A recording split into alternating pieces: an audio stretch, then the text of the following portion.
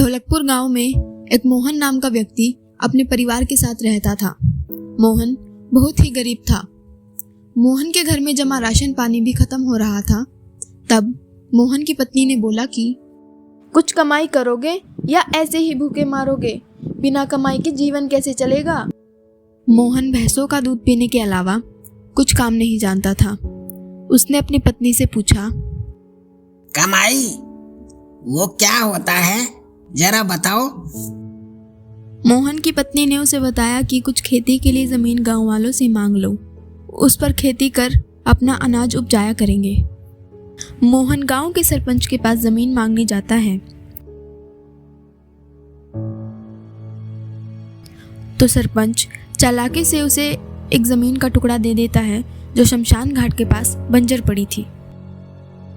मोहन उस जमीन पर जुताई करने से पहले सोचता है कि यह खेत में आ रहा पीपल का पेड़ जिसके कारण हमारी फसल कम हो जाएगी, इसे अपने खेत से हटा देता हूँ। यह सोचकर उसने पीपल के पेड़ पर लोहे का एक डंडा मारा,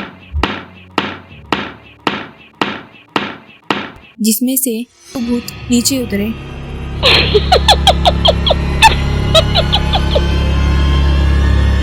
और मोहन से लड़ाई करने लगे।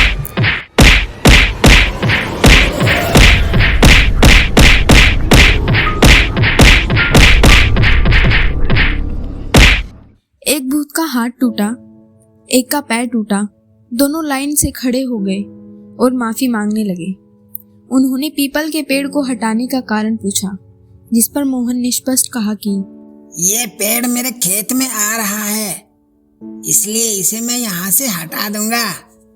भूतों ने मोहन से कहा कि हम इस खेत से होने वाली सारी पैदावार के बराबर आपके घर में राशन पहुँचा देंगे, और आप ये पेड़ मत तोड़ो। यह हमारा घर है और हम यहाँ कई वर्षों से रह रहे हैं। मोहन बलशाली था और बलशाली लोग सदैव दया करते हैं, इसलिए उसने भूतों की बात मान ली और घर चला गया। अब भूतों ने मोहन के घर 6 महीने का राशन पहुंचा दिया। मोहन ऐश मौज की जिंदगी बिताने लगा। भूतों को यह सौदा महंगा पड़ा। वह कार्य कर करके दुबले हो गए।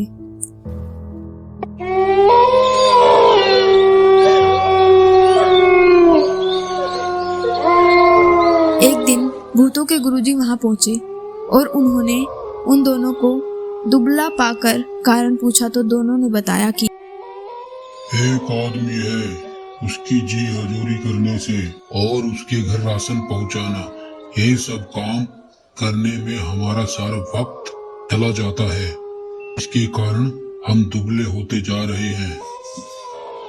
गुरुजी को यह बात बुरी लगी और बदला लेने के लिए वह बिल्ली का वेश बनाकर मोहन के घर जा पहुंचे। मोहन के घर रोज बिल्ली दूध पी जाती थी। इस पर वह बहुत परेशान था। आज सबक सिखाने के लिए मोहन डंडा लेकर दरवाजे की आड़ में खड़ा था। बाहर से बिल्ली के वेश में आए भूतों के गुरुजी ने मोहन को दरवाजे के पीछे छिपा देख लिया था और दाव लगा रखा था कि कब उसकी आंख से छुपकर उस पर वार किया जाए। इधर मोहन ने भी दाव लगा रखा था कि कब बिल्ली घर के अंदर प्रवेश करे और उस पर डंडे बरसाए जाए, लेकिन बिल्ली अंदर नहीं आ रही थी। काफ़ी समय हो गया। मोहन धीरे धीरे और चूल्हे के पास जाकर छिप गया। बिल्ली आई तो उसने मोहन पर अचानक वार करने का प्रयास किया। मोहन पहले से ही सतर्क बैठा था। उसने एक डंडा बिल्ली की कमर में मार दिया। अब भूतों के गुरुजी के पसीने छूट गए, सभी हड्डियां टूट गई। गुरुजी ने अपने भूत रूप में आकर मोहन से माफ़ी मांगी।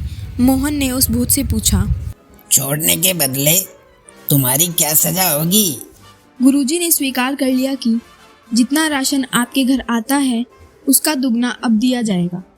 इस पर मोहन ने गुरुजी को छोड़ दिया। गुरुजी अपने चेलों के घर पहुंचे और पूरा वाक्य बताया। अब राशन दुगना पहुंचाना होगा। इस पर उनके सारे चेले सिर पीट कर रह गए। एक तो पहले ही दुबले थे